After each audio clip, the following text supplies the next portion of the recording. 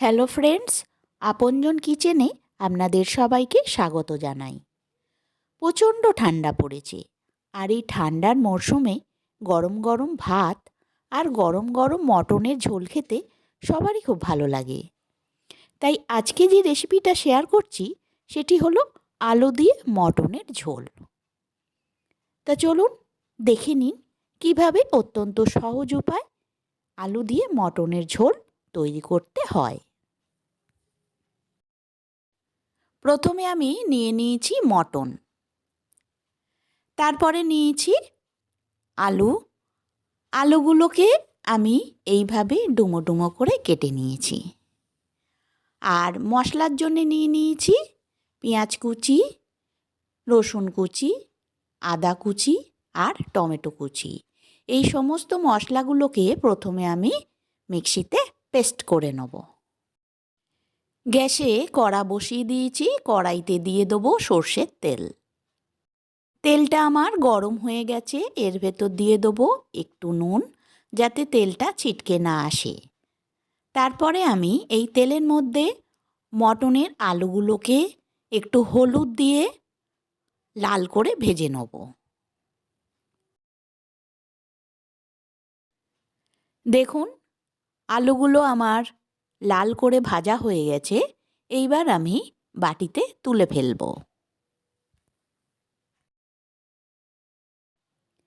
এইবার এই তেলের মধ্যে দিয়ে দেবো গোটা জিরে ফোড়ন, একটা শুকনো লঙ্কা ফোড়ন আর দুটো তেজপাতা ফোড়ন।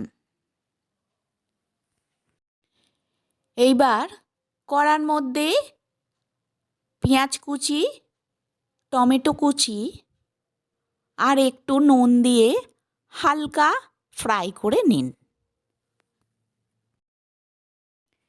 দেখুন আমার পেঁয়াজ আর টমেটোটা নরম হয়ে গেছে।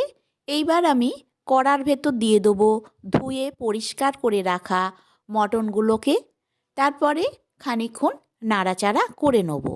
আপনারা রেসিপিটাকে গ্যাসের মিডিয়াম টু লো ফ্লেমে রেখে তৈরি করে নেবেন।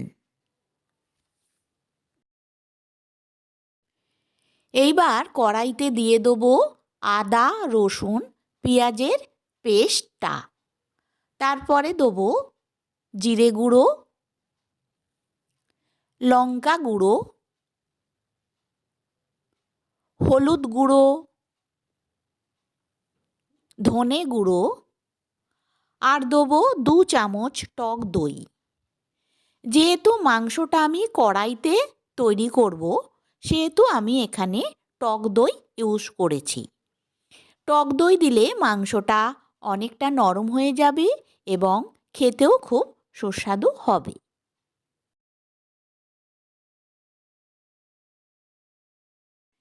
যেহেতু আমি প্রেসার কুকার এখানে ইউজ করছি না, সেহেতু আমি ঢাকা দিয়ে দিয়ে মাংসটাকে তৈরি করে নেব। এর ভেতর দিয়ে দেবো সানরাইজ শাহি গরম মশলা। তারপরে আবার খানিকক্ষণ নাড়াচাড়া করে আমি ঢাকা দিয়ে কষিয়ে নেব।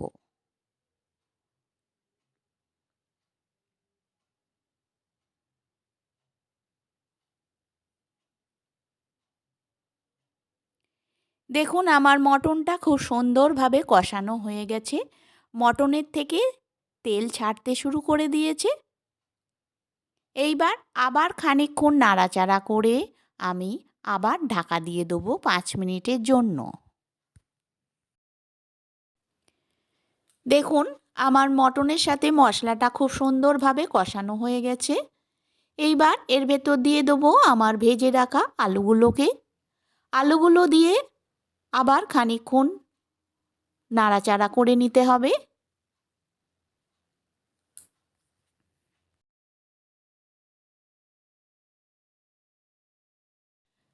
আবার আমি 5 মিনিট ঢাকা দিয়ে কষিয়ে নেব।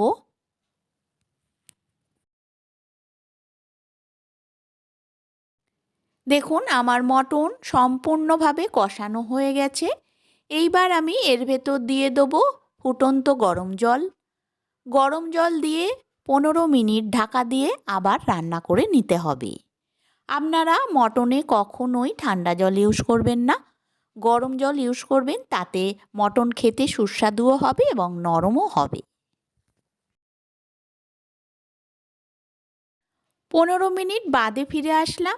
দেখুন আমার আজকের রেসিপি আলু দিয়ে মটনের ঝোল পুরোপুরি কমপ্লিট হয়ে গেছে। আলু এবং মটন খুব সুন্দরভাবে সিদ্ধ হয়ে গেছে। এইবার আমি গ্যাস বন্ধ করে দেবো এবং কড়াইটিকে 2 মিনিট স্ট্যান্ডিং টাইমে রেখে তারপরে আপনাদের সামনে পরিবেশন করব। এই রেসিপিটা আপনারা গরম গরম ভাত, রুটি, লুচি, পরোটা সবার সাথেই খেতে পারেন। খুবই সুস্বাদু এবং পুষ্টিকর একটি রেসিপি। আর রেসিপিটা যদি ভালো লাগে তাহলে তো লাইক, শেয়ার, কমেন্ট করবেন। আর চ্যানেলে নতুন হয়ে থাকলে চ্যানেলটিকে সাবস্ক্রাইব করে রেখে দেবেন লেটেস্ট ভিডিও পাওয়ার জন্য। অসংখ্য ধন্যবাদ রেসিপিটা পুরোটা দেখার জন্য।